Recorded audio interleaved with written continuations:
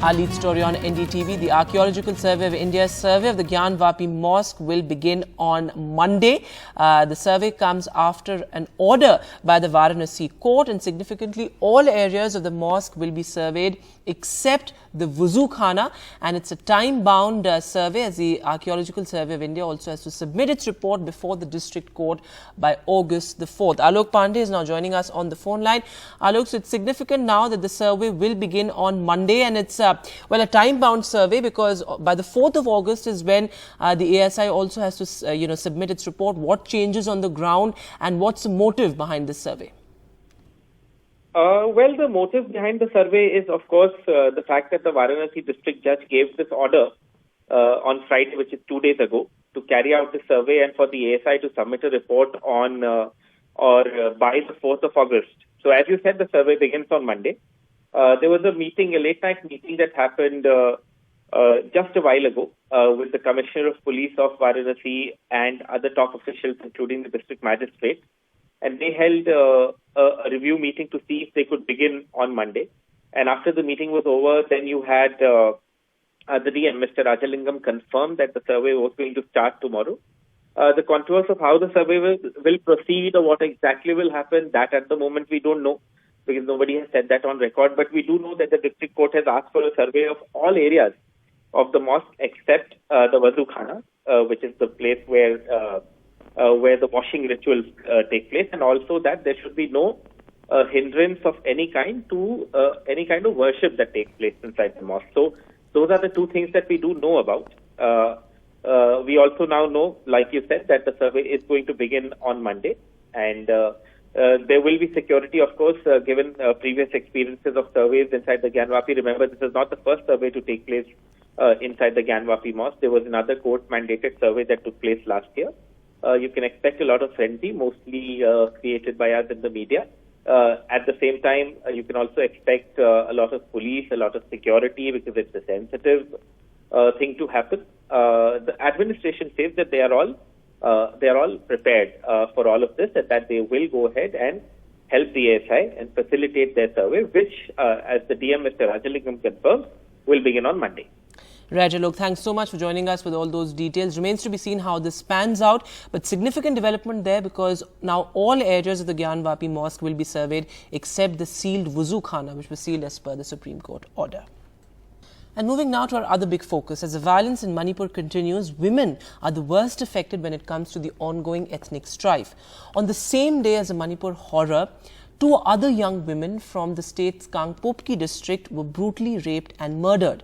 The victims, aged 21 and 24, were working at a car wash in the Konung Mamang area of the Imphal East district, around 40 kilometers away from the site of the other incident, when they were targeted by a mob on the 4th of May. This is the same day when, in another incident, 2 women were stripped naked and paraded and allegedly gang raped as well.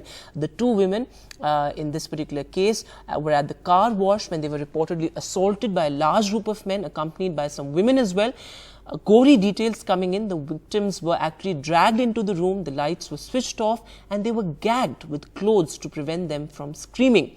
Now, after enduring this horrific ordeal for about an hour and a half, the victims were dragged outside and dumped next to the sawmill in the vicinity. So that's the kind of atrocities on women we're witnessing in violence-hit Manipur. Police sources have said that in this particular case, no arrests have been made. In the other case also, arrests were made approximately 2 months after the incident actually happened, and it took a video to go viral for the police to actually take action. Now, the other big concern is that there are distraught families who have lost their loved ones. NDTV's Saurabh Gupta spoke to the cousin of one such victim. When a society targets women, it's perhaps the worst form of shame and a degeneration of values that perhaps also seem to have characterized the ethnic conflict in Manipur. While 2 communities have been involved in the conflict, women have been the sufferers. Women have been tortured, raped, and even killed. Joining me today is the cousin of one of the women who lost their lives in Imphal. I'd like to ask him, sir, a young woman going in search of opportunity, a working woman, Could you have ever, in your wildest thoughts, imagined something like this could have happened, something so gruesome, so horrific? In my life, so far I have never faced this type of killing. This is the first time in my life I have faced. Till today, we feel pain, we don't know what to say right now. We are in, I presume, shock. we are unrest so far. A lot of the people I've been speaking to in Manipur say they haven't been able to sleep because of the trauma, and that they've also had to not been able to come to terms basically to see their loved ones lose their lives in such manner. I presume that's the case with you too? Till today, we are, even our village have been burned down. Now our beloved sister is in, whether she is in Mook or whether she is in somewhere, we don't know. Till today, we do not find her body. From information, she is in Mook.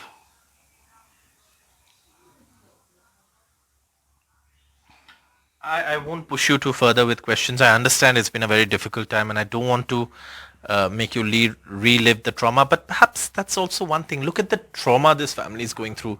Having lost a loved one and not being able to complete last rites because they still haven't been able to see her body or collect her body and perform the last rites because of the ethnic violence that has engulfed Manipur and continues in Manipur. With camera person G.D. Shankar, in Manipur, Saurabh Gupta, NDTV. And well, the other big fallout of the viral video of the tribal women being paraded naked is that now there are reports of hundreds of Meiteis of southern Assam and Manipur taking refuge in Mizoram are leaving, as there have been public threats by former insurgents in the state asking them to leave. The Mizoram government significantly has reassured the safety of the Meitei residents in the state. Ratandeep Chaudhary reports. Hundreds of Meitei people living and working in Mizoram waiting to take a flight out of the Lengpui airport to Imphal. More of a result of a panic among the minuscule Meitei population in Mizoram after this press statement of an ex-insurgent organization issued on Friday suggesting that Meiteis should leave Mizoram for their own safety, citing anger among Mizo youths over the incident involving the two tribal women in the neighboring state as the reason. The Mizoram government organized security cover, hold confidence building meetings. About 1500 Meitei families are known to reside and work across Mizoram, according to official sources. There have been widespread reports of Meiteis leaving the capital city Aizawl by various modes of transportation to southern Assam and Manipur. On the Assam-Mizoram border, Assam police is receiving them. Mizoram में बहुत organisation ने बोला कि मिज़ोरम में जो रह रहा है उन लोग को सेफ में रहो, मिज़ोरम का बाहर में मत निकलो, निकलने से कुछ हो भी सकता है। तो ये बोला था, तो इसलिए उन लोग मन में थोड़ा डाउट है, इसलिए सब कुछ यहाँ पर आ गया। उधर ही परेशान होकर गए, उधर से डर से इधर ही भाग के तो आया। थोड़ा जान उधर क्या होता, क्या होगा क्या नहीं होगा, कोई पता नहीं है। इनका जो लोग आए हैं, इनका जो सिक्योरिटी अरेंजमेंट है वो हम कर रहे हैं, और यहाँ के जब तक ये लोग हैं, जब तक ये लोग का कोई असुविधा ना हो, उसके लिए हम कोशिश कर रहे हैं। और ये लोग बताया है कि कुछ लोग और भी आ सकता है, तो इस तरह से जो भी है इस प्रशासन ने व्यवस्था ले रहा है, और हम इनका जो सिक्योरिटी एस्पेक्ट्स है, इन लोग जब तक यहाँ पे है वो लोग कोई असुविधा नहीं हो, उसके लिए हम कोशिश कर रहे हैं और उसके लिए हम बंदोबस्त किया है। No attacks on Meiteis have been reported from anywhere in Mizoram so far. The influential civil society group, the Central Young Mizo Association, has also encouraged the Meiteis to live peacefully. The Mizo Students Union has decided to halt its proposed drive to collect data about Meiteis in Mizoram after discussion with the state government. The Mizos share a very strong bond with the Kuki and Zomi tribes of Manipur and have been sheltering over 12,000 displaced tribals from Manipur ever since the crisis in Manipur started. There have been protests as well in Mizoram over Manipur violence. With Jonathan in Aizawl, In Guwahati, Ratnadeep Chaudhary for NDTV. And well, as questions over fixing accountability in Manipur continue to be raised, the political blame game also continues. This as questions are being raised also about the centre's efforts there. In Manipur, particularly after the horrific video, the issue now will also be playing out in the parliament, with the opposition demanding the Prime Minister's statement on the floor of the House. They're also expected to protest at the Gandhi statue as well. The government says that the opposition is deliberately disrupting the parliament. I am pained, anguished to indicate to you all that disturbance and disruption have been weaponized as a strategic means to taint the temples of democracy that should be functional 24/7 to secure justice for the people at large. There can be no alibi for not making parliament functional every second. People of this country are paying huge price for it. When there is disruption in parliament on a particular day, there can't be question hour. Question hour is a mechanism to generate accountability and transparency in governance. The minimum demand we have for tomorrow is that the Prime Minister will come and reply to a discussion. We don't want a half-an-hour discussion or something like the ruling government wants us to have, but we want to have a proper discussion about what has happened in Manipur and the atrocities against the women in Parliament tomorrow, and we want the Prime Minister to reply. And other than Manipur, the other big issue playing out in the monsoon session of the parliament is the introduction of the bill on Delhi services. The Aam Aadmi Party, ahead of the third day of the monsoon session, in fact, also wrote to the Rajya Sabha chairman saying that the bill to replace the Delhi ordinance is impermissible and illegal. The Aam Aadmi Party has also asked the chairman of Rajya Sabha to actually direct the government to withdraw the bill and not table it at all. आज मैंने भारत देश के उपराष्ट्रपति और राज्यसभा के आदरणीय सभापति जी को एक चिट्ठी लिखकर, एक पत्र लिखकर साफ तौर पर ये बात रखी है कि दिल्ली सरकार की शक्तियां छीनने वाला जो अध्यादेश केंद्र सरकार लाई है, उसे संसद में पेश करना, उसका इंट्रोडक्शन नाजायज है, अनुचित है, इम्परमिसिबल है. So remains to be seen how this plays out and whether opposition parties come together in actually opposing the ordinance in the Rajya Sabha. Short break now, news and updates continue on the other side.